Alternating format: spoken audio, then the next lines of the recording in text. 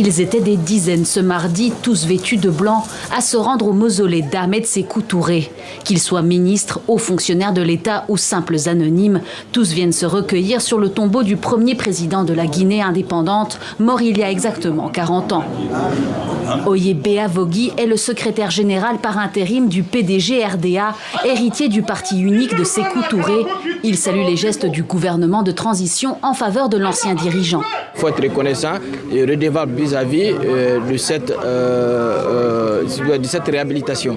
Nous pensons simplement que la mémoire du président est réhabilitée. Et pour nous, il n'est plus question de combat mémoriel. Et naturellement, il y aura toujours des pros et des anti. Mais nous pensons qu'il faut aller au-delà et donner un sens objectif à notre histoire contemporaine. Une position que certains dénoncent aujourd'hui en Guinée. Le régime de Sékou Touré a fait près de 50 000 morts et disparus, selon l'organisation OGDH qui milite pour la reconnaissance de ces crimes. Une des conclusions les plus essentielles que le Guinéen pourrait retenir de Sékou Touré, comme vous le savez, il a été un acteur majeur de ce pays pour l'accession à l'indépendance. Mais sauf que, quand même, que sa gouvernance a aussi été émaillée de beaucoup de violences d'État et notamment des exécutions extrajudiciaires, des disparitions forcées. D'après l'OGDH, il faut relancer le processus de réconciliation nationale engagé il y a une dizaine d'années. Mais celui-ci a été abandonné depuis l'arrivée au pouvoir de Mamadi Doumbouya, qui favorise le camp du défunt dirigeant. Ainsi, depuis 2021, l'aéroport de Conakry porte le nom de Sékou Touré.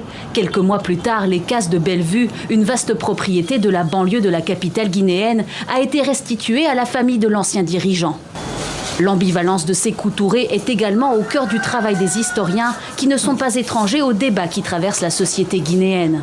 Je ne pense pas qu'on puisse trouver un peuple où tout le monde a le même point de vue de l'histoire, des débats politiques, des débats économiques. N'importe quel débat, il faut qu'il y ait la contradiction. Il faut qu'il y ait des points de vue différents pour que l'histoire avance, pour qu'il y ait un développement. Mais 40 ans après la mort de Sékou Touré, l'espoir d'un débat équilibré se réduit toujours plus. Les opposants à son régime qui ont survécu au camp d'internement sont de moins en moins nombreux et la réhabilitation de l'ancien président menace de les réduire au silence.